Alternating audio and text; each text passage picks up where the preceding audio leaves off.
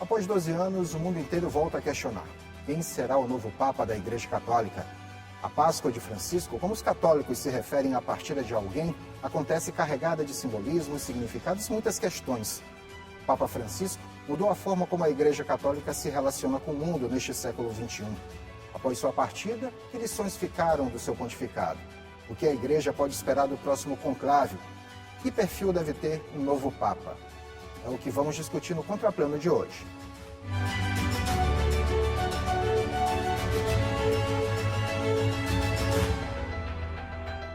Olá, estamos começando mais uma edição do Contraplano, nosso debate semanal de assuntos que geram interesse na população.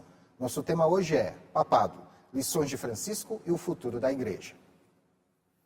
Para esta conversa, convidamos o presidente do Tribunal Eclesiástico do Regional Nordeste 5, vice-chanceler do Arcebispado e professor de Direito Canônico da FACMA, Padre André.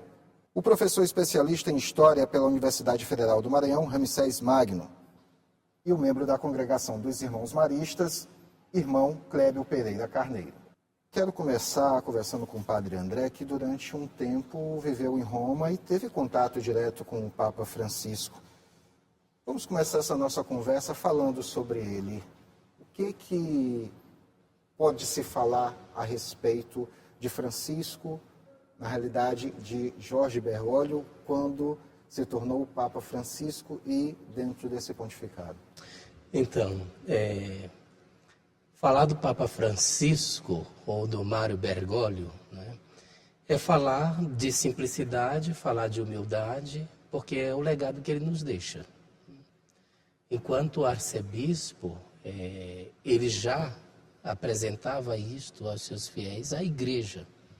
Depois também apresentava esse seu jeito simples, eu sempre traduzo uma expressão de humildade, que é o desprender-se de sua própria excelência. Ele já abandonava aquilo que tinha em si, que era proveniente, seja do ministério enquanto padre, episcopo, jesuíta, com tudo aquilo que tem na vida do jesuíta, a capacidade intelectual, ele justamente fazia isto, né? Inclinar-se diante daquilo que tinha, desprender-se de sua excelência para poder tornar-se humilde, fazendo-se humilde. Eu diria que uma das coisas importantes na vida do Mário Bergoglio, né, é esta simplicidade, que ele demonstra tudo isto no seu pontificado, apresentando o rosto de uma igreja aberta, capaz de ir às periferias, como ele mesmo usava de expressão, as diversas periferias, mas sobretudo uma igreja samaritana, igreja aberta para poder acolher e para poder ser com o outro. Né? Eu vejo que o pontificado do Papa Francisco é muito difícil tentar reduzir ou resumir, melhor dizendo, 12 anos de pontificado em uma única palavra, porque é muito mais do que humildade. Né? Se apresentou como pobre, como pai, como irmão, mas, sobretudo, o olhar de Francisco foi muito direcionado às pessoas vulneráveis, em estado de vulnerabilidade. Todo o seu pontificado é marcado por isto, ao meu ver. Eu repito o questionamento ao irmão Clébio. Ponto de vista, você que já é de uma congregação mais direcionada à educação, trabalha forte muito também a congregação com a catequese, a visão desse pontificado de Francisco, o que fica? Profecia. Eu acredito que olhar o pontificado de Francisco é ver um profeta nos dias de hoje, um homem que se entregou por uma causa, críticas foram feitas, mas ao mesmo tempo foi um profeta que seguiu muito de perto os passos de Jesus Cristo. Falar agora com o professor Ramsés. Professor Ramsés, não tem como desvincular a figura do Papa Francisco das questões sociais globais.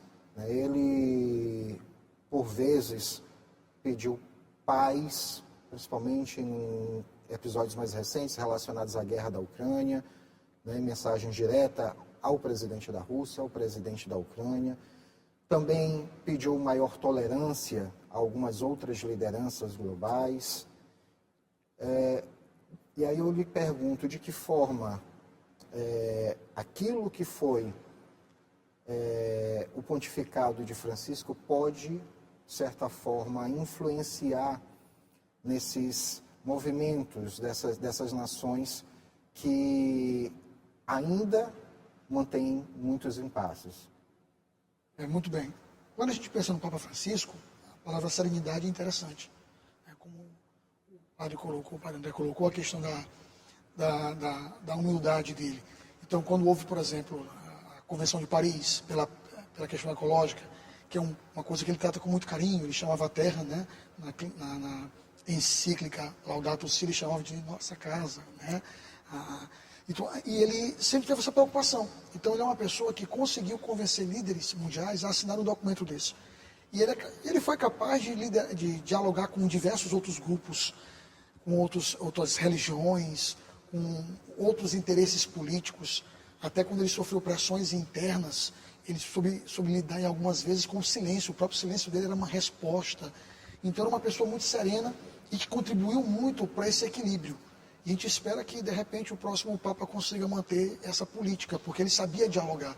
Então, essa serenidade dele era muito, muito forte, muito interessante. Padre André, o Papa Francisco enfrentou algumas questões muito sérias durante o seu pontificado. E aí, especificamente, uma imagem que é muito simbólica é aquela dele passeando, né, caminhando sozinho na praça, né, de São Pedro, quando, no período da pandemia, ele foi um Papa que, de forma alguma, se escondeu para as grandes dificuldades durante o período do seu pontificado, né? Podemos dizer assim? Sim. Uma das primeiras dificuldades que ele enfrenta, não sei nem se são dificuldades, né? Mas que exigiu muita sapiência, muita sabedoria, foi enfrentar a própria Cúria Romana. Alguns desmontes que foram feitos, que foram internacionalmente divulgados, não foi do nosso conhecimento. Então, o Papa Francisco enfrenta isso com sabedoria. Com sabedoria, né? Depois, quando você fala desta imagem do Papa Francisco sozinho na Praça São Pedro, você me fez recordar. Eu estava em Roma nesse período, era um dia, início de noite, chuvoso, né? Pandemia, e ele vai sozinho à Praça São Pedro para rezar pelas pessoas que estão em casa sofrendo a causa da pandemia da Covid-19, né? Aquilo ali é 2020, se não me falha a memória. Mas para poder dizer, acredito que sempre foi um homem muito próximo de Deus. Caso contrário, não teria tomado tantas decisões sábias como fez e enfrentar os problemas, sejam internos, mas também problemas internacionais. E a súplica que ele fazia para o cuidado, o professor recordava ainda há pouco, na Laudato Si, mas o cuidado com a casa comum, né? O cuidado com a casa comum, o cuidado com a vida, né? O pontificado de Papa Francisco é um pontificado que é marcado pela defesa da vida humana. Irmão Clébio, o futuro da igreja preocupava muito o Papa Francisco, né? Tanto que em muitos momentos ele tinha contato diretamente com crianças, fazia questão de mostrar a preocupação com as crianças e ali nas entrelinhas, para um bom entendedor, estava a preocupação com o futuro da igreja. E aí, a partir desse pontificado de Francisco, eu queria saber qual a sua visão do futuro da igreja. Mas o senhor me responde no próximo bloco, tudo bem? Momento do nosso primeiro intervalo no Contraplano, já voltamos com a nossa conversa.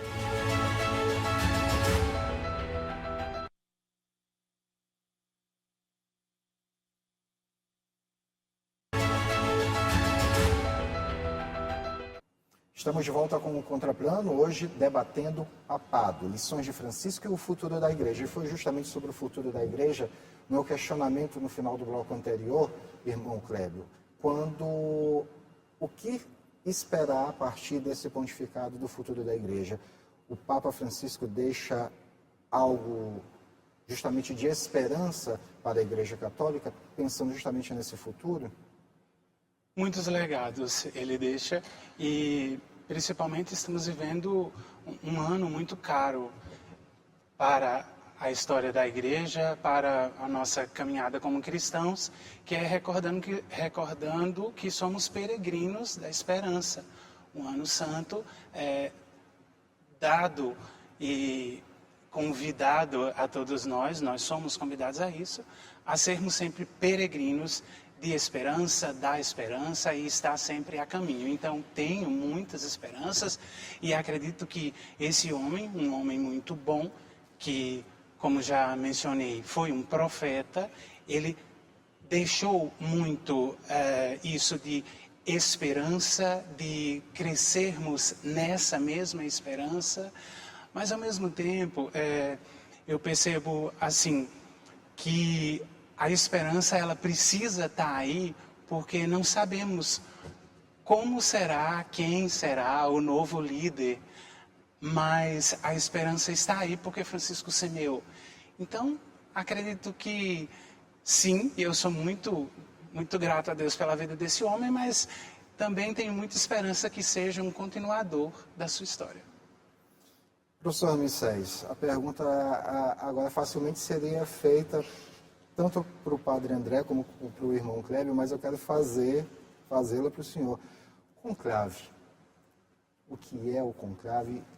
O significado dele, não simplesmente do ponto religioso, mas do ponto social e político. O conclave é uma esperança.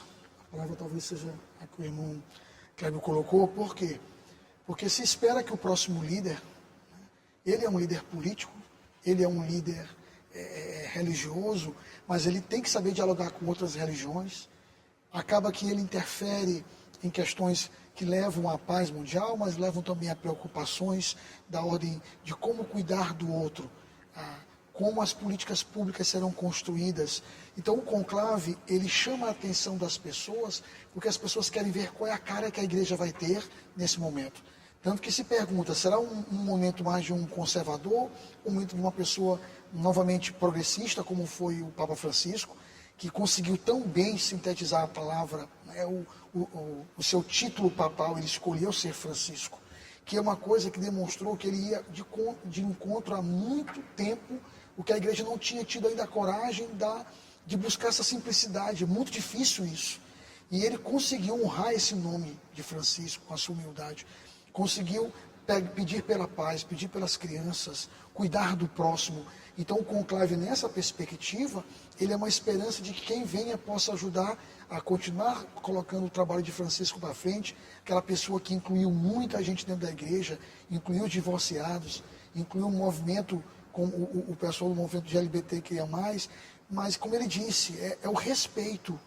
Não que se acolha, talvez como diz na igreja, não que se acolha o pecado, mas acolher o pecador, acolher as pessoas que precisam dessa palavra de carinho, de afeto, e não espantar. Poucas vezes se viu um Papa que conseguiu trazer a juventude tão forte para dentro da igreja. O discurso que ele faz em Portugal é o discurso de que ele precisa que a juventude seja realmente esse motor de uma revolução, para que seja um mundo melhor. Então a esperança é que o próximo Papa possa dar seguimento aí a todo o trabalho que Francisco plantou aqui na Terra. Padre André,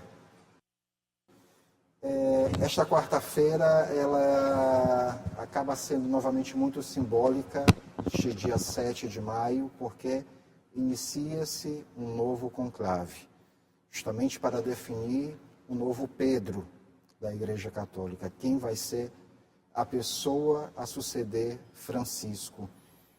E entre as mais variadas correntes que existem dentro da Igreja Católica, aí eu lhe digo da experiência de vivência de Roma, é possível se dizer que vai ser fácil escolher este novo nome ou haverão algumas dificuldades, serão feitas boas conversas, tratativas para se definir um novo líder de Roma?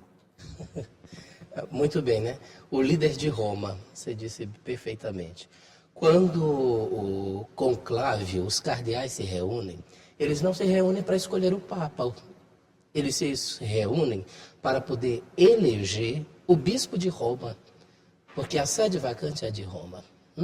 que se torna, evidentemente, o Romano Pontífice, o Papa, que aí fala ex cátedra, quando fala para a Igreja Universal, e às vezes fala somente para a Igreja particular, portanto, para a Diocese de Roma. As especulações são muitas, né? O conclave, a primeira coisa que eles fazem quando se reúnem é pedir a presença do Espírito Santo. Embora tenha um caráter político no que tange, porque o colégio cardinalício funciona como o Senado. Embora tenha esse caráter político e de escolha, de eleição, nós não podemos de maneira alguma esquecer que quem conduz o conclave e quem faz a escolha é o Espírito Santo. Portanto, as diversas perguntas que surgem, de repente as especulações, né? As especulações que são tantas, né? Eu diria que aquele que vem, vem segundo o desejo do Espírito Santo. Mas certamente virá o que a igreja precisa, né? É uma continuação de Francisco, é uma continuação da igreja, certamente. Se o Espírito sopra onde quer, então é aí que nós, cristãos católicos, devemos colocar confiança na ação do Espírito Santo. É ele que conduz, né? Eu recordo que na missa que o nosso arcebispo, Dom Gilberto, presidiu na catedral, no dia seguinte à morte do Papa Francisco, ele concluía sua homilia dizendo isto, né? Então, nós não podemos esquecer que quem decide na igreja é o Espírito Santo. Então, a escolha, ela é certamente que por ação humana, mas é o Espírito Santo que a conduz. Nós precisamos de uma coisa assim, que o novo pontífice continue uma característica fundamental de qualquer pontificado, que é o diálogo. Porque sem diálogo é impossível prosseguir. Então, eu particularmente, essa é a minha visão, né? É preciso que o novo pontífice dê continuidade àquilo que fizeram os papas. Tenha capacidade de dialogar. Agora, de onde vai ser, meu amigo? Vamos rezar o Espírito Santo para que envie aquilo que a igreja necessita no momento. É o que a igreja já tem feito desde a passagem de Francisco, né, Padre André? E, irmão Clébio, como fica a expectativa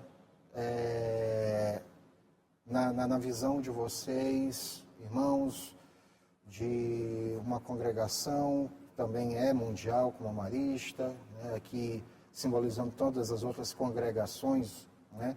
Como fica essa visão, essa espera dessa definição pelo novo Papa? Em primeira instância, eu recordo que nós, como Instituto, estamos em mais de 80 países, e isso é uma alegria muito grande, porque em todos os continentes estamos aí, levando muito de perto o sonho do Padre Champagnat, nosso fundador. Mas como é que fica nós, como religiosos, nesse momento, e principalmente religiosos maristas, filhos de Champagnat? Mais uma vez, com muita esperança. Esperança essa de termos como parafraseando aqui o nosso padre da bancada, um pastor que dê continuidade ao diálogo. Eu acho que é fundamental isso. O diálogo sempre é fundamental em todas as relações. Então, nesse caso, tendo um pastor que dê continuidade a esse diálogo, a uma escuta, a uma ponderação, eu acho que aí o Espírito fala com muita propriedade. Professor Ramsés, a história nos mostra que alguns papas não tiveram pontificados tão tranquilos. Nós podemos até dizer que Francisco seja um desses casos. A partir de tudo que Francisco, vamos dizer assim, provocou dentro do seu pontificado, quem vem a sucedê-lo pode ser que tenha um pouco mais de tranquilidade ou ainda vai ter que enfrentar algumas questões que ardem no meio social. Mas o senhor me responde daqui a pouco no próximo bloco. No momento do nosso último intervalo no Contraplano, já voltamos com a nossa conversa.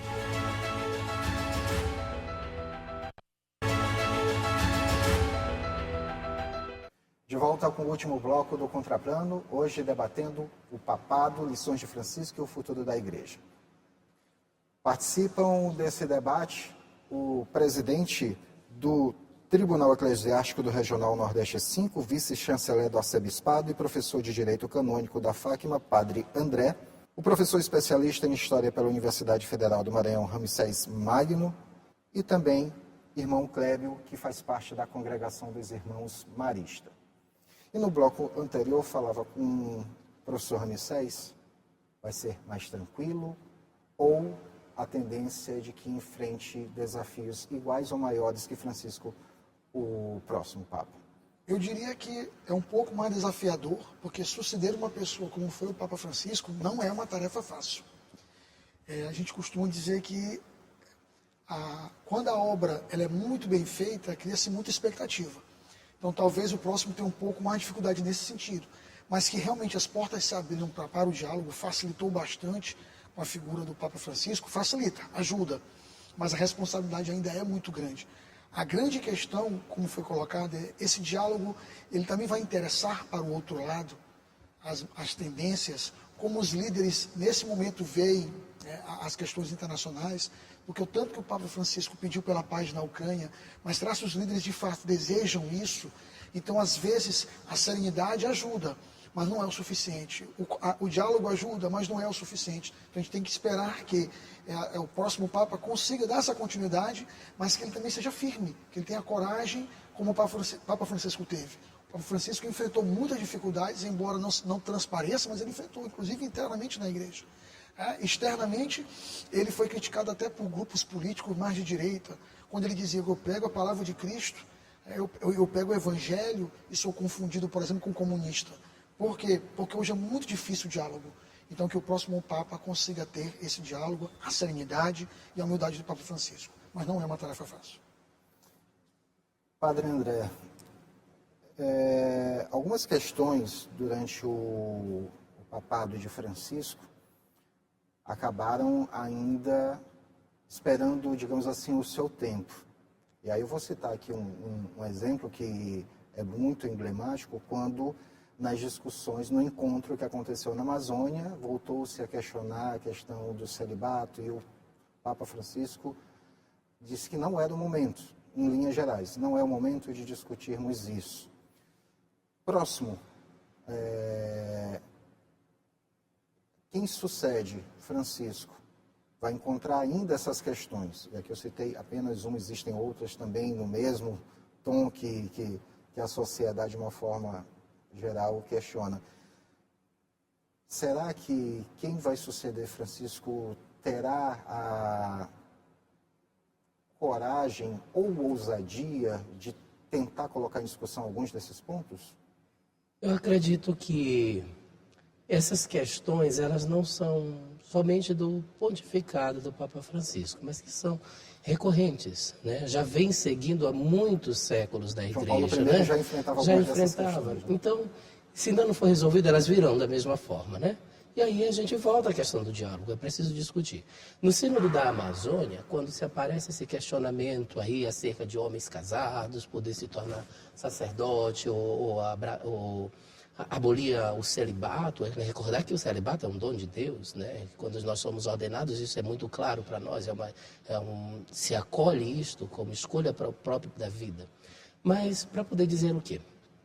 As questões do Sínodo da Amazônia, na discussão, Papa Francisco, na carta final, no último documento, ele diz: olha, há questões, o que os bispos apresentam, né, que alegam a quantidade mínima de sacerdotes, porque na Amazônia tem poucos sacerdotes, é extensão territorial. E ele exortava o seguinte: vocês têm, no Brasil tem até bastante padres, né? Precisa aprender a remanejar isto, o sentido da missão, né? Porque de repente que alguns padres, alguns presbíteros que estão na parte de baixo não vêm para cá para cima. Então, ele lança isso, porque isso é uma questão da conferência, né? São discussões que ele deixou abertas. Ele disse: olha, tem questões que a conferência episcopal tem que discutir, tem que conhecer o seu local. Então, penso que essas questões que ainda não foram resolvidas, né? Ou se é que podemos dizer que temos que resolver, e a resolução seria a abolição de algumas coisas em vista daquilo que eu vejo que o caminho não deve necessariamente ser este, elas certamente virão e o nosso novo Romano Pontífice precisa ter a coragem para poder dialogar e encontrar meios, né, para poder, eu não diria terminar com isso e começar aquilo, mas para poder fazer um discernimento, para ter uma clareza e uma orientação continuada àquela do Papa Francisco. Irmão Clébio, algumas pessoas afirmam que a partir do papado de Francisco, a Igreja Católica voltou a ter um momento de reerguimento.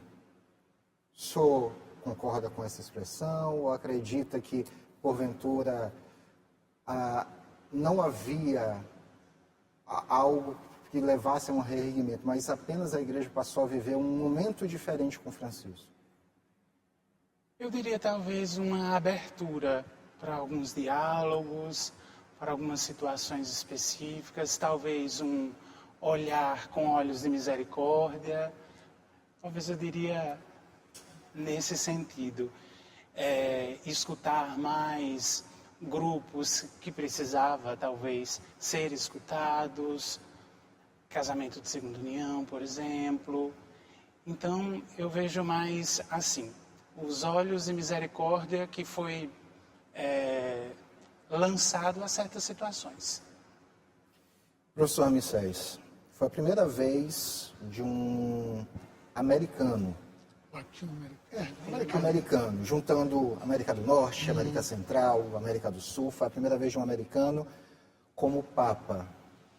A importância de esse americano ter sido um latino-americano, né, vindo de uma história de igreja que acontece diferente do que é a igreja na Europa. Aqui se tem muito a igreja formada nas bases, nas comunidades. A importância que teve isso e de que forma que isso pode refletir até mesmo na escolha de um novo Papa. Foi surpreendente a maneira como o Papa Francisco conseguiu transmitir esse carisma. Talvez um pouco da sua latino-americanidade tenha ajudado nesse sentido também.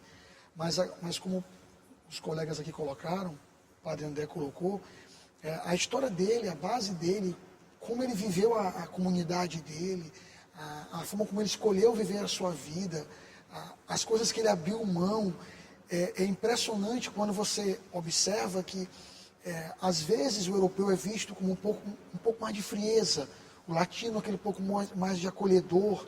Então isso talvez tenha sido a grande marca do seu governo e talvez por isso tenha dado também tão certo. É uma coisa que é interessante ser destacado. Para um próximo momento, a gente não entende se a igreja vai tentar usar um pouco mais de política, um papa africano, um papa asiático, ou vai retornar para o europeu. Então é um pouco complicado discutir isso. Eu entendo que talvez a ideia seja manter a pegada do Francisco, digamos assim. Mas depende muito também de quem vai vir, né, de onde ele vem. Um Papa africano talvez tenha também um pouco dessa aproximação, mas eu creio que não é uma... Como eu disse agora há pouco, nada que se diz a suceder o Papa Francisco é fácil. Imagina o trabalho que teve o Bento XVI para suceder João Paulo II. Então, assim, sempre tem um pouco dessa dificuldade. A gente espera que o próximo consiga, mas esse sangue latino talvez tenha contribuído para que nós possamos ter um Papa tão atencioso, tão meigo, tão carinhoso, tão aberto, né, às pessoas. E é importante quando o senhor fala do Papa Bento XVI, que entre tantas coisas é importante destacar, quando as pessoas falam da renúncia dele, é importante destacar que é preciso ter muita coragem para renunciar como ele fez, né? Admitir que era preciso ele não estar mais como o líder de Roma diretamente e deixar que outra pessoa assumisse para guiar os rumos da igreja, né? A gente está caminhando já para o final do programa, quero agradecer imensamente a presença de vocês, mas antes quero deixar aberto o espaço, até mesmo para uma reflexão que vocês possam fazer, né, nessas considerações finais, pois Amanhã, 7 de maio, começa o conclave e a expectativa do mundo inteiro, os olhares do mundo inteiro se volta para o Vaticano, à espera da famosa fumaça branca. E aí eu começo com você, irmão Kleber, fique à vontade para as considerações finais. Em primeira instância, eu agradeço pela abertura. Eu acredito que o diálogo ele é sempre importante, trazer novos conceitos numa conversa amistosa como estamos tendo aqui. Então fica a gratidão por esse momento. E depois não tem como não ficar com aquele um pouquinho de ansiedade, talvez, de ver quem será o nosso novo animador, quem será o novo primeiro o bispo de Roma, como queira, né? Esse que está na barca de Pedro. Então, a gente fica realmente um pouquinho ansioso, mas assim, eu acredito muito no Espírito Santo. O Espírito de Deus vai ungir e vai também dar muita força para esse novo pastor. E é isso, é uma alegria também poder estar aqui e poder falar desse bonito movimento, que é o que eu participo, dos irmãos maristas, que na igreja nós não somos tantos religiosos irmãos e em especial de congregações. Então, esse momento, esse espaço aqui também é para se fazer conhecer o sonho de Champagnat. Então, fica a minha gratidão. Professor Ramsés, fique à vontade. Falar no Papa Francisco é falar do Papa dos primeiros, né? Primeiro Papa latino-americano, o primeiro Papa que vai ser enterrado fora, né, do Vaticano em 122 anos, e o primeiro Papa jesuíta.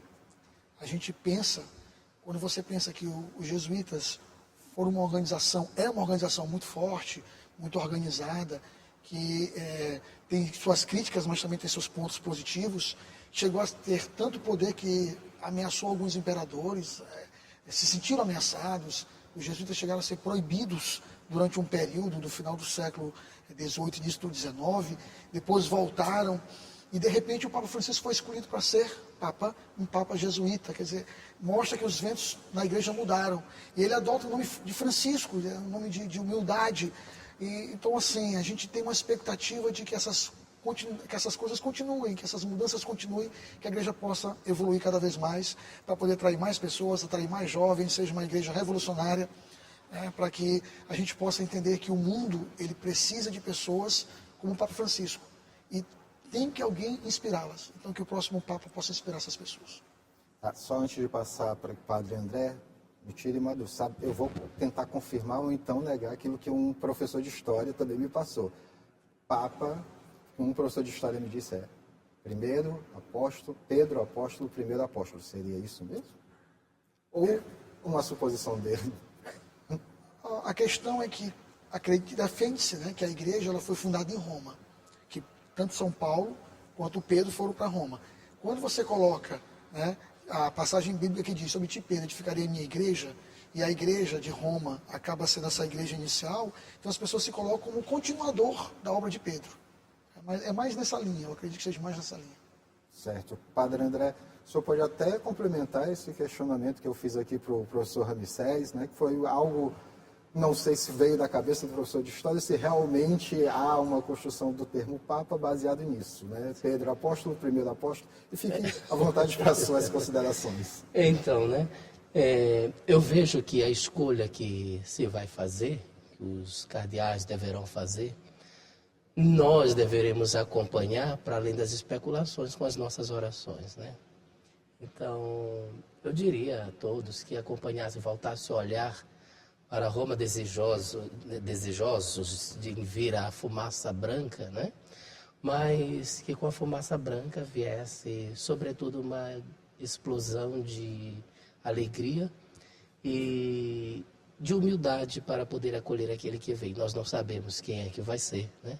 Mas acolher os ensinamentos, as propostas, que certamente será para a edificação da igreja. O Papa, como sucessor de Pedro, né, da cadeira petrina, certamente é apóstolo de Cristo e pioneiro na missão. por isso nos ensina a acolher a proposta evangélica. Quando o Papa acontece o velório dele, coloca o evangelho em cima da urna, né? Em cima do caixão está o evangeliário. O evangelho significa que aquele Papa, aquele romano pontífice, fez de sua vida o evangelho vivo, né?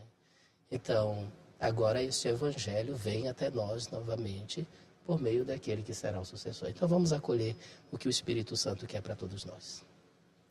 Mais uma vez agradecer imensamente a vinda de todos vocês aqui, participar dessa conversa conosco. E desta forma chegamos ao fim do Contraplano de hoje. Você pode assistir a reprise desta edição em nossa programação ou em nosso canal do YouTube TV Assembleia Maranhão. Nós voltamos com uma nova discussão no Contraplano da semana que vem. Até lá, paz e bem.